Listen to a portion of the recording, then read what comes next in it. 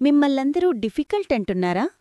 మీ గౌరవాన్ని పెంచే చాణక్యుడి 3 రహస్యాలు. మీరెప్పుడైనా ఇలా ఫీలయ్యారా? ఒక పనికోసం మీ రక్తాన్ని, చెమటని ధారపోస్తారు. ప్రతి చిన్న విషయాన్ని శ్రద్ధగా చూసుకుంటారు. ప్రపంచానికి మీ ఉత్తమమైన దాన్ని ఇవ్వాలని ప్రయత్నిస్తారు. కాని బదులుగా మీకేమి దొరుకుతుంది? నీతో పనిచేయడం చాలా కష్టం. ఎప్పుడూ తప్పులే వెతుకుతావు. నువ్వో అహంకారివి. ఇదెక్కడి విడ్డూళం? ఏ పట్టుదలైతే మిమ్మల్ని హీరోన్ చెయ్యాలో అదే మిమ్మల్ని అందరి దృష్టిలో విలన్గా మారుస్తోంది? ఒకవేళ ఈ విమర్శలని ప్రశంసలుగా మార్చే ఒక రహస్య మార్గం ఉందని నేను చెబితే? మీ ప్రమాణాలను తగ్గించుకోకుండానే మీ గౌరవాన్ని పెంచుకునే ఒక వ్యూహం ఉందని చెబితే? ఆశ్చర్యంగా ఉందా? ఈ రహస్యం వేల సంవత్సరాల క్రితమే ఆచార్య చాణక్యుడు మనకు అందించాడు. పదండి, ఆ అద్భుతాన్ని విక్రమ్ కథలో చూద్దాం. ఇది విక్రమ్ కథ. ఒక అద్భుతమైన ఆర్కిటెక్ట్. అతనికో కల. ఒక లైబ్రరీ కట్టాలి. అది కేవలం భవనంలా కాదు, ఒక చారిత్రక చిహ్నంలా నిలిచిపోవాలి. కాని అతని టీంకి ఆ ఆవేశం లేదు. వాళ్లది షార్ట్కట్ దారి. పని త్వరగా అవ్వాలి, ఖర్చు తగ్గాలి, అంతే. విక్రమ్ ఆశయానికి వాళ్ల ఆలోచనలకు మధ్య యుద్ధం మొదలయింది.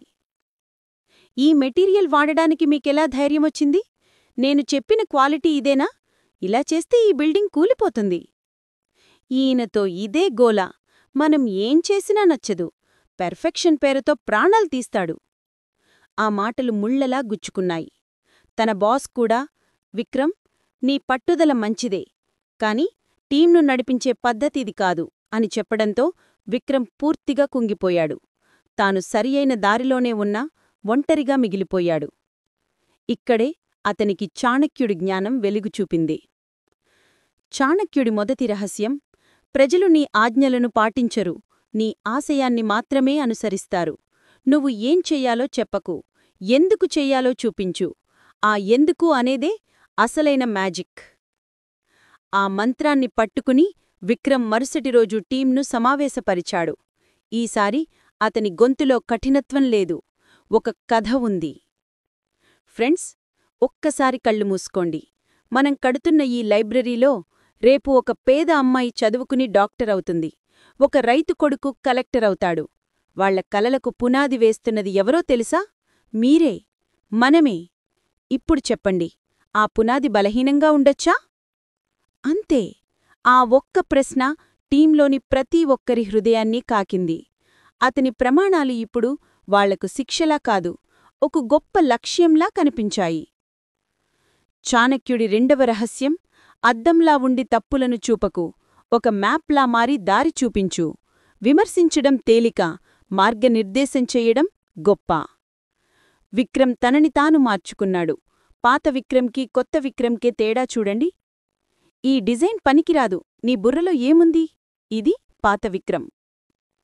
ఈ ఆలోచన బాగుంది, దీనికి చిన్న మార్పు చేస్తే ఇది ఒక మాస్టర్ పీస్ అవుతుంది. కలిసి చేద్దామా? ఇది కొత్త విక్రమ్. చూశారా మార్పు? అతను సమస్యను కాదు, పరిష్కారాన్ని చూపించడం మొదలుపెట్టాడు. అతను బాస్ నుండి లీడర్గా మారాడు. అతని స్టాండర్డ్స్ ఇప్పుడు ఒక పర్వతంలా కాదు, ఎక్కడానికి సహాయం చేసే నిచ్చెనలా మారాయి. ఇక చివరి, అత్యంత శక్తివంతమైన రహస్యం: నీ నిశ్శబ్దమే నీ అతిపెద్ద బలం. ఎప్పుడు స్పందించాలో కాదు, ఎప్పుడు స్పందించకూడదో తెలిసినవాడే అసలైన వ్యూహాత్మకుడు. ఒకరోజు కాంట్రాక్టర్ పెద్ద మోసం చేశాడు. తక్కువ నాణ్యతగల ఇనుపును పంపాడు.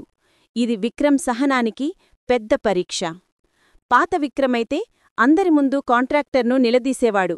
కాని ఈ కొత్త విక్రమ్ ఒక్క మాట కూడా మాట్లాడలేదు. నిశ్శబ్దంగా ఆ మెటీరియల్ను పరిశీలించి కాంట్రాక్టర్ను తన క్యాబిన్లోకి పిలుస్తున్నాడు.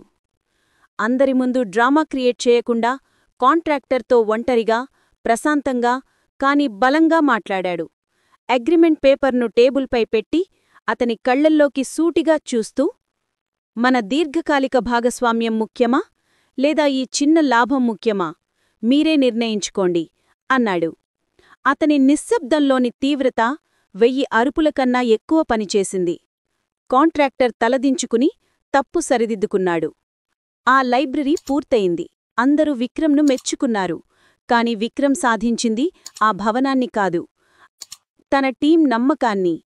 మిత్రులారా, విక్రమ్ తన ప్రమాణాలను మార్చుకోలేదు, వాటిని సాధించే మార్గాన్ని మాత్రమే మార్చుకున్నాడు. ఆశయాన్ని పంచాడు, దారి చూపించాడు, వివేకంతో గెలిచాడు. మీ ఉన్నత ప్రమాణాలు మీ శాపం కాదు, మీ వరం. వాటిని ప్రపంచానికి సరైన రీతిలో ఎలా చూపించాలో నేర్చుకుంటే చాలు.